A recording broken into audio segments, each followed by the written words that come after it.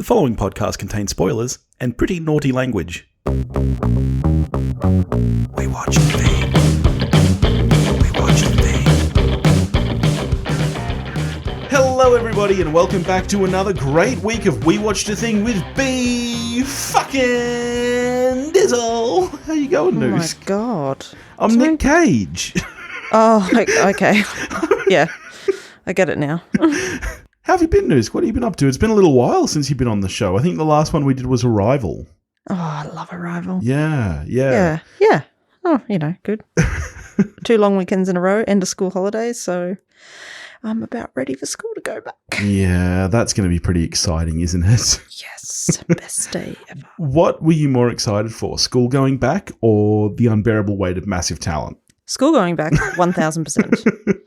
We had fun, though, on Yeah, that it was night. fun. It was fun. Should we get into it then? Sure, yeah. Alrighty. The Unbearable Weight of Massive Talent is a 2022 American action comedy film directed by Tom Gormican from a screenplay co-written with Kevin Etten. It stars, of course, Nicolas Cage as a fictionalized version of himself, along with Pedro Pascal, Sharon Horgan, Ike Barinholtz, Alessandra Mastronardi, Jacob Scipio, Neil Patrick Harris, and Tiffany Haddish. And what is it about, Noosk?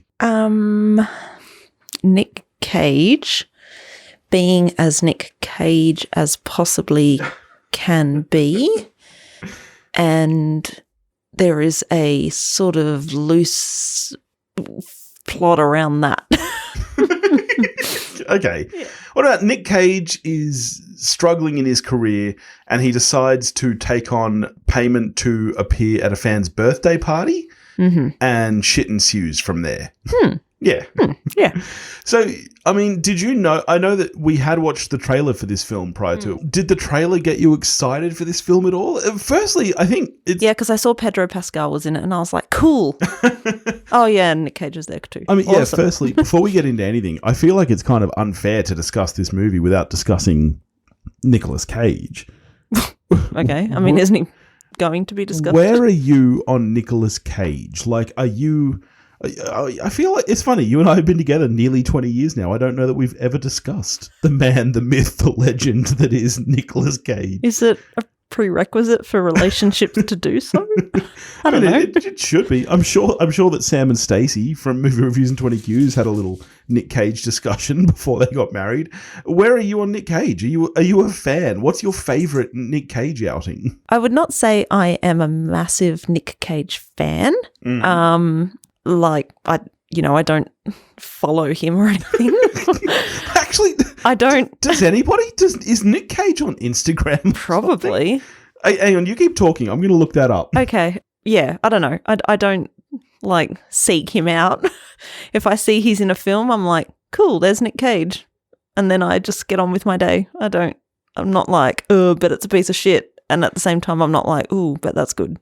But having said that, I guess... because you asked me my favourite, The Rock is good. Yeah, The Rock is super good. But I don't know. I think I'm a face-off girl. I really like face-off.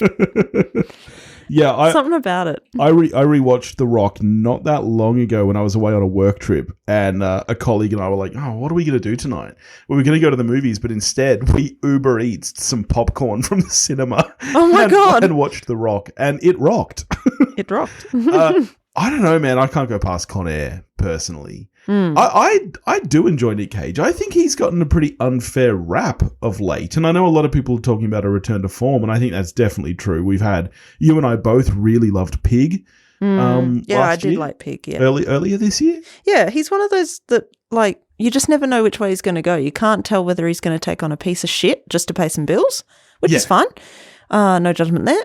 Or if he's going to do something kind of quiet and serious and be an actor. Yeah, and that's one thing that I really, really did love about this film. Turning to the film now. One thing I did love is his willingness to play this fictionalized version of himself, which is not something that a lot of actors would do. Not long ago I did Being John Malkovich on the show, where Malkovich, obviously, that's a wonderful fictionalized version. This is an interesting one because he's poking a lot of fun at himself in this film, really. Especially by having his ego pop up every so often, like his younger, like crazier self, Yeah. who's very much pushing him to be a star. But even just, I love the way that this film really highlights his film wankery, because that is something that I think not everybody knows about Nic Cage, is that he is a true film wanker, which is why it's so funny that he stars in so many bad films. And does he actually have a daughter? Because I was I don't know. Yeah. I wondered if that was If that's at... true, that's an interesting way to go. I would suspect that that's not true. I don't know. It seemed like he had a daughter and he was like, I'm going to do this. And his daughter was like, well, you should put the fact that you're, you should put that in there. Because, I don't know, it kind of felt real to me. Yeah. But I did love the way that he really played around with himself in this film. That to me was my favourite element of the film. I mean, I will always respect someone who can poke fun at themselves. Yeah. And I didn't know that Nic Cage was someone who did that, so now I like him a bit more. So unlike you, I actually did go into this film with quite high expectations. You did, yes. You were very excited. I was expecting to very, very much enjoy this, and we've had a string of really wonderful films of late. Only a couple of weeks ago, I got to Everything Everywhere All at Once, which was completely astounding and mind-blowing. The Northman, and then this was actually the one I was anticipating the most out of those three. And I think that let me down. And that's probably my fault more than it is the film's fault. Yeah. Yes. I like the trailer to me looks like it's going to be something that just kind of pokes fun at Nic Cage while also just being a sort of light, I don't even know what you would call this. It's not an adventure film. It's not. I venture as far as to call it a buddy comedy. I think that really the heart of this film is the relationship between Nic Cage and Pedro Pascal. Yes, which is, it is what it is, and it does that in a really light way because, like, the actual plot that surrounds the characters is pretty terrible. I don't think they're trying overly hard. Doesn't seem like it anyway. Yeah. You know what I'm talking about? Like with Tiffany Haddish and, the CIA and all that stuff. Like, that plot is abysmal. Yeah. But it's just kind of there as this like vessel to exactly. That plot is really just there as a way to probably steer better from ways action to do scene it. to action scene. I personally was expecting this film to be much more of a comedy and more of a buddy comedy. And I think as the film goes on, it leans much more towards the action side of the fence. Yeah. Which I understand because there was a period of time, particularly, you think of peak Nicolas Cage. We spoke about it ourselves at the start of this episode. You go to The Rock. Yeah. You go to Con Air. You go to Face Off. You know, like he was that outrageous action star. And so I get why that's where the movie leans. But I was enjoying myself a lot more in the first half of the film. Yeah, it did get sillier as it went on. And if at the end of the day, you're right, at the heart of it, it was just a buddy comedy, then I don't know, it kind of wasn't necessary. And there's the action scenes weren't necessary, or and the big stupid like undercover stuff and there's no way that ending was ever going to be that ending. It was so far fetched, and maybe that's just like them leaning into how stupid it is and how over the top ridiculous it is. The reveal where it turns out that the what we're viewing is a film. That reveal, but wasn't that still meant to be based on what real really life? happened? Yeah. That I assumed that was the case, and then Pedro Pascal is there with him at the end, and I'm like, well, he was a wanted. By this, okay, cool. It's funny, I think this is where I say this is probably more my fault than the film's fault, because this is where I'm going to reveal, as you know, and I'm over 200 episodes into this show. People listening know that I'm a wanker. I'm a true film wanker, and I like a bit of wank. Yeah, and not as much as Tove. I think I was looking for more wank in this film. Like, I thought that this film was going to be much more of a character study, and the moments where it does that, where it really leans into the psyche of Nicolas Cage. Yeah. I think they are the most interesting parts of this film. Like you said, when he's conversing with his alter ego, his kind of younger, insane action movie star, when him and Pedro Pascal are just talking about film, like those to me are the best parts of this movie. And then it leans too far into parody Even more than anything, like I'd be okay with Yeah, it some was like small parody of parody. Yeah, that's the thing, because Nic Cage films are already inherently silly.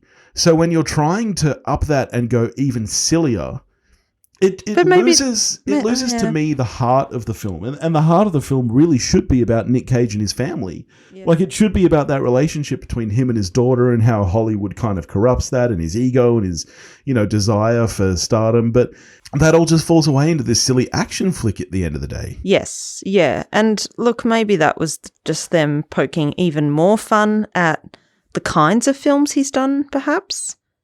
Like maybe it was all just doing exactly what it set out to do. Yeah. And it just kind of fell short for you because you held high expectations for it. Yeah. See, I was just kind of like, oh yeah, that's funny. Oh yeah, that was fun. Cool. That's where I say I was just glad it wasn't like shit, because when you told me the premise of the film, I think it was on an episode for the show. Yeah. I was like, ugh. That's where I say this is probably my fault, because I think what was delivered was exactly the film that they wanted to make. But I think, I cannot help but go into this film, and where my head is going naturally is, like I brought it up before, being John Malkovich, or even the wonderful Nicolas Cage starring adaptation, which again is that kind of meta commentary on filmmaking and, ego and stuff like that. And they are both such brilliant films that I think that's just where my head went. But at the end of the day, that's not what this is. This is, it's meant to be a comedy that is a parody of Nicolas Cage films. And in that sense, I think this delivers in spades. I do think it's very funny. I didn't actually laugh out loud, but I laughed in my head a lot. No, that's not true. I remember the entire audience laughing out loud quite a few times. Yeah? And I'm pretty sure you were with them. Like, everyone was laughing. It was a funny film. Yeah, maybe. Yeah. Maybe my memory's bad. Yeah, I mean, it usually is. Well, so let's get straight into the acting then. I think Nic Cage is great in this film as Nic Cage. Ironically, I do think there are some moments where you can see the acting, which is ironic for somebody playing themselves. But it must be weird to play yourself. Yeah, especially this kind of weird fictionalized version. It must be kind of a weird balancing act to be making fun of yourself but still trying to appear as likable, even though honestly you're playing kind of a dick. Yes. I don't know if he has a daughter or a family, but the way he's portrayed in the film is not as a great father. Yeah, and it must be bizarre to spend your whole life being one thing. Yeah. And then trying to do the opposite and be real. Yeah, that's true. Yeah. But yeah, I don't know. Like I don't feel like I noticed the acting as much. Like which parts are you talking about? I just think there was, and I don't think it was his fault so much as maybe it was the dialogue. I just think there were moments that felt a little wooden in the film to me. You know what I both really liked and didn't was the alter ego. I like the conceit of it. I thought that the execution of it was not good. I don't know if that was a fully CGI'd Nic Cage or whether they had started with him as a base and then tried to make him look younger. Did the de-aging makeup and the de-aging CGI. Yeah, I mean, it was weird though. It's a tricky thing to pull off. The first time I remember really seeing it was in Tron Legacy with Jeff Bridges, and at that point I actually remember thinking that looked pretty good. On a rewatch, it doesn't. And I think the best it's been pulled off is in the Marvel films.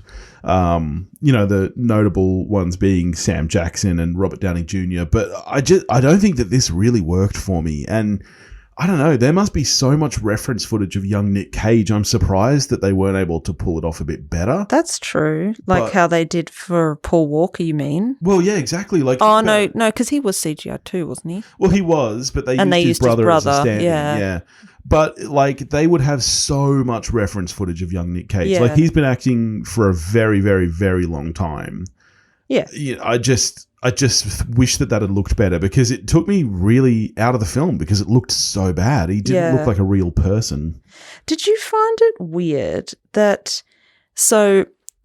the real version of himself that he is supposedly playing was played by Nic Cage in the credits. Yeah. And then the dickhead version of himself that he was playing was Nicholas Ford Coppola? Or what's it? Is that his full name? Yeah. Nicholas? So that's his birth name. He changed his name to Cage. Yeah. Yeah. You've already explained that to me. Blah, blah, blah. Yep, I got the full thing on the way out from the cinema. But don't you think you would put you playing yourself, the character that has a bit more heart and... Nah, I get the choice. As Nick Ford Coppola, and then you would put the dickhead as... Oh, I don't know. I just found that weird. I think for all intents and purposes, he is Nic Cage now. I think he changed his name so long ago. And I think to me it makes sense that the younger version of himself would hold his birth name. Maybe, for all we know, that's maybe him before he was even a professional actor. That's kind of him with his big dreams and aspirations and stuff. So maybe. I understand and support the choice. Yeah. Okay. All right. Yeah. Let's turn to the rest of the cast then. Pedro Pascal, I think, is wonderful. He's just got such charm in this film, and he's so always funny. Such a cool dude. Actually, you're right. I did like laugh him out in loud. everything. I did laugh out loud because the funniest sequence in the entire film was the acid sequence. When my God, when they go for their drive and then they're all paranoid and climbing over that wall. Yes. That was a very funny scene. And then he just looks around the wall. Everyone was really laughing in the cinema. And you knew it was coming. You knew it was going to be easy and obvious. And, of course, they're high as kites. So, I often find scenes like that in films really obnoxious. Same. I usually hate them. I'm like, oh, here we go. Here's a high scene and everything's, Lucy in the Sky with Diamonds bullshit. But actually, no. Yeah, because I found it really funny, and the rest of the cinema did too. Because what it dug into was the relationship between the two men. That's why it worked so well. It was those moments where they were truly buddies and they were friends and they cared for each other. That's what's so funny about that moment is their farewell to each other when he's climbing over the wall and they're both sobbing hysterically. And every Nicolas Cage film where there's a moment like that where no, go on without me. Yeah, that was easily the best scene in the film for me. I thought Pedro Pascal was fantastic from go to woe. Yeah, I found their chemistry quite endearing as well. Yeah. From the moment he's like, is this guy gonna want me to watch me fuck his wife or Yeah. And he was like, I am that person. And I don't know, from then on in Pedro Pascal played his eagerness really well. Yeah. He was so desperate for a relationship with his idol. Yes. His idol's obviously Nic Cage. And Nic Cage is like, oh, fuck me, I can't believe I've stooped this low in my career that I have to take a birthday party, oh my God. And then, they both played it really well and I really enjoyed their chemistry. Yeah, I agree. And it helped too because he was so likable. I never even suspected that he was truly a bad guy. When it was brought up with the CIA and stuff, I was like, well, I don't know where this is going then. Yes, because he doesn't seem like one. He can't be. And if he is, and we've seen him play a bad guy in other things, so he's got it in him. And if that is the way it's going, that almost ruins it because what works so well is the chemistry and the friendship between them. Yes. And the fact that Nic Cage wants to believe that this guy is good. Yes. Even if the evidence points to the contrary. And that's why I was really glad that is the way the film went. And it turned out that, he's not the bad guy. Yes. Yeah, I really enjoyed that. And what I will say, though, is that I didn't get any sense of chemistry whatsoever between him and who you thought was his assistant. But then it turns out that's Pedro Pascal's love of his life and he can't be with her because of his, drug lord family or something. Yeah. Yeah, I was like, I don't know. She was just kind of irrelevant for me. Yeah, that's the way I see it. I mean, honestly, this is a short film. It's like an hour 40. A good 15 minutes of that is the acid sequence, and a good 20 minutes is the big finale at the end. What this film is lacking is the character development, honestly. And I think that's why the relationship between the two of them is so important, because that's where you get all your development. But having said we that, do not really see much of... It's almost a bit of I don't know if you ever found this with Romeo and Juliet, where you're like, really? They fell in love in a day? That's cooked, mate. It's by the end of Act 1 or Act 2. Unless it's Leo DiCaprio, and then you're like, no, that makes sense. That makes perfect sense. Well, and that's the thing. I think these two are both so charming that even though they've only known each other for a day, I bought it. I bought that they were really good friends already. I do think that what is sacrificed then is everything else. Yeah, I think the same thing with Nic Cage and his daughter. I think that relationship is really not fleshed out. You get the introduction. We got enough of it. Well, I think the birthday party scene is really what saves that. I think that is the scene that kind of is the linchpin of that relationship as far as the film is concerned. No, I quite liked the therapy scene. You think he's actually talking to his agent, and then you're like, oh, no, wait, this is a therapy session. Oh, wow. And okay. then you're that's like, a really short wait, scene this is very supposed to be a early on. therapy session for him and his daughter, and he's just talking about his career. Like that. Yeah. That made me laugh. That was Wow, funny. okay. I mean, that barely stuck in my memory. That's a very short scene very early on. I didn't even... Yeah, but it did exactly what it was supposed to do in a very good short call. space of time. Yeah. And, oh my God, we haven't even mentioned Sharon. You love Sharon I Horgan. love Sharon. You're a massive fan. Oh my God, I love her so much. When is she very popped fun. up, I was like, I didn't know she was in it. And you know what? Sharon. You know what I liked too? I think she really got a chance here to be a bit underplayed. Particularly in Catastrophe, I think that she's... I fucking love Catastrophe. Yeah. I think... I know it's a movie review podcast, but just quietly. And also, who am I to talk about anything? Also, not my show. But just let me interrupt for a second. If you haven't seen Catastrophe, what the fuck are you doing with your life? Go and watch it. I made Billy watch it, and he was happy I did. Yeah. And I often think, he is not happy to have watched I think in Catastrophe, though, she's a very exaggerated character. Like, she's over the top. She's excess. She's a caricature, basically. No, she's not. No, oh my no, God. no, You and I no. will fight about this till the end of time. No, like, think about it. There is a lot about her that is very kind of flanderized in that show. Just very over the top. Like, the way she drinks to excess, for example. I think No. I think Rob... I know many people like that. Myself last night. I think Rob is the heart of that show. I think Rob is where the realism and groundedness comes from, and she's a little bit of a caricature, and I think she's good at it. Okay, we can stop talking about this But right now. what I really like... This isn't a Catastrophe review, Billy. Nobody asked. I think this film gets to show her more grounded and more real, and those more real moments, instead of just being just funny. And I think She's not just funny. that I think she's still very, very funny in this movie, and I think that shows her real strength. Everyone knows she's funny. That we don't need that to show her real strength. You know who I didn't like though, and I just have to say this, that I don't really like Tiffany Haddish. I don't get the deal. I'm not a fan. No, remember, I don't know. I don't think I've actually seen her act in too many things. I thought she was good in this, but you and I watched her. I'm pretty sure it was SNL. Yeah, she did host and she SNL. was really funny when she was, hosted yes. SNL, and she brought the dress out. I find her, I don't know, the snippets of her I have seen. That. I was like, you're funny. Just both her and Ike Barinholtz in this film were just kind of nothing for me. I usually find Ike Barinholtz really funny as well, but he just, I don't know, just get off the screen. Yeah. Give me more Nick and Pedro.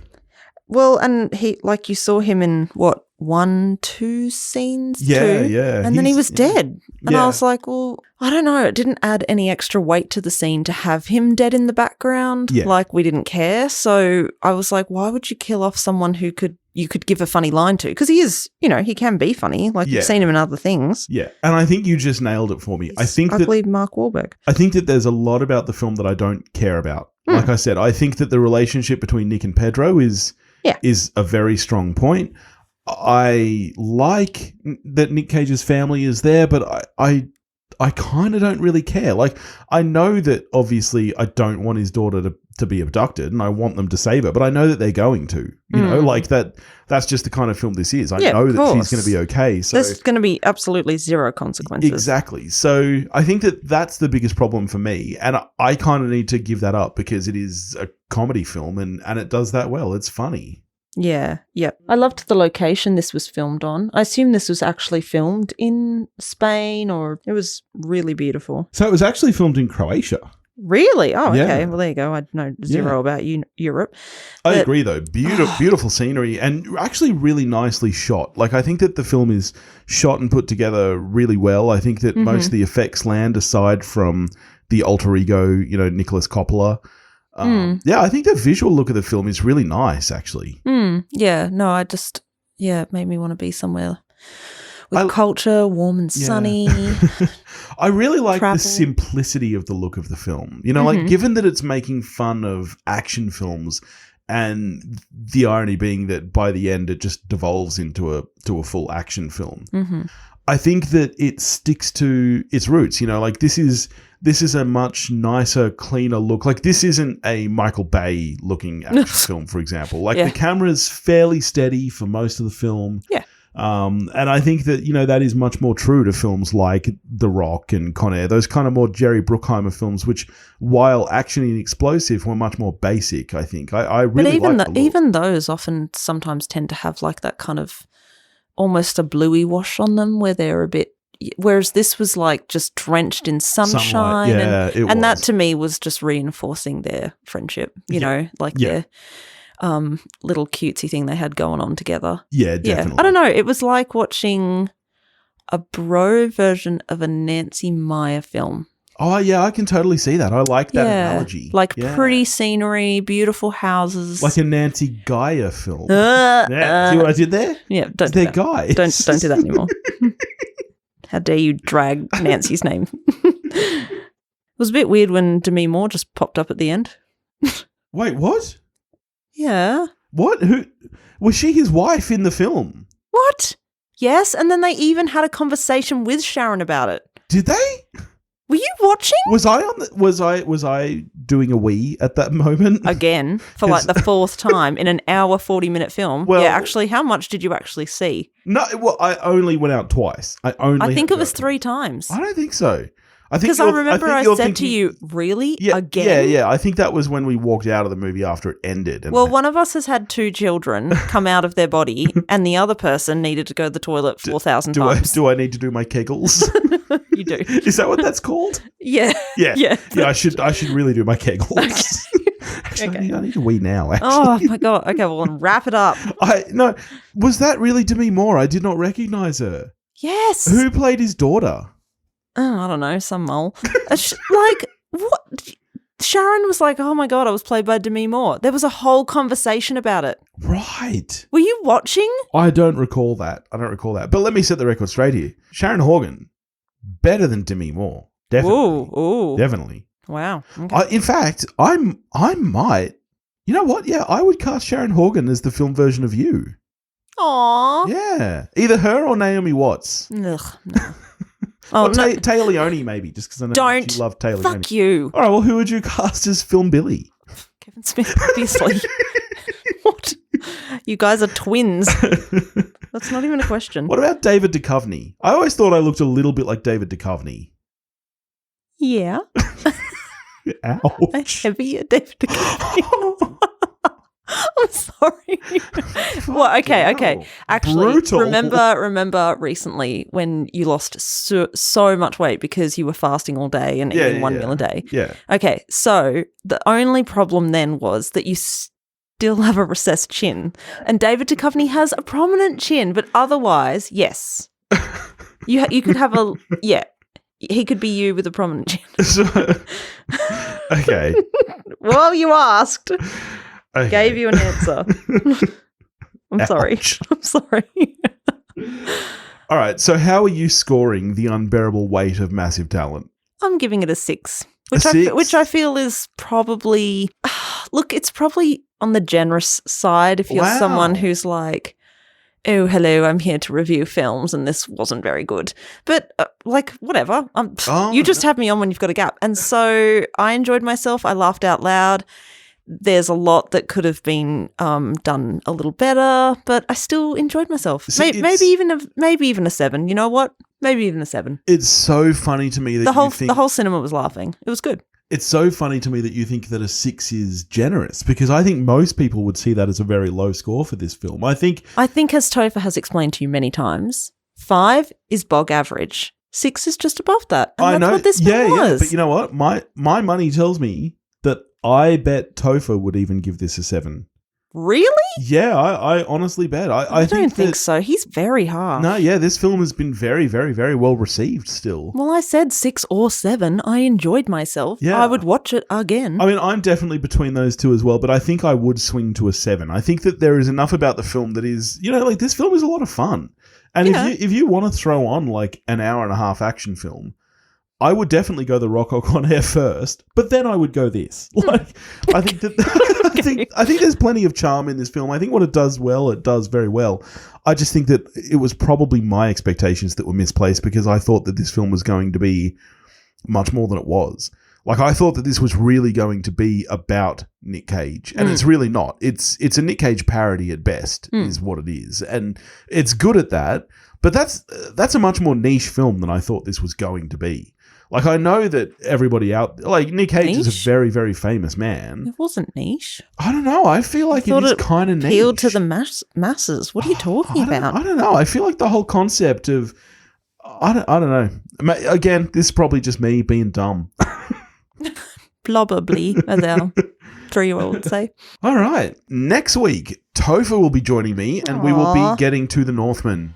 We had a little guy date the other day. Went out together and got some choc tops. You went out together and saw some Skarsgård peen. We did. We did. Plenty of peen. Like every good bear date stuff. We were prowling for peen, and Skarsgård delivered in spades. I bet he did. My goodness. Of all the films to say, no, I'm not interested in that one, why did I say that one? So looking forward to that. And then the week after that, I think, you and I get to Downton too, babe. Oh, so good. All right. Well, in the meantime, if you want to get in touch with me, you can do that at wewatchedathing.com or wewatchedathing@gmail.com. You can find me on Facebook, Instagram, and Twitter, all under the handle at WeWatchedAthing. If you want to help support the show, you can do that at patreon.com/WeWatchedAthing, and I'll catch you next week. Why couldn't you just put the bunny back in the box? That's so bad. Don't use that. Using it. Don't.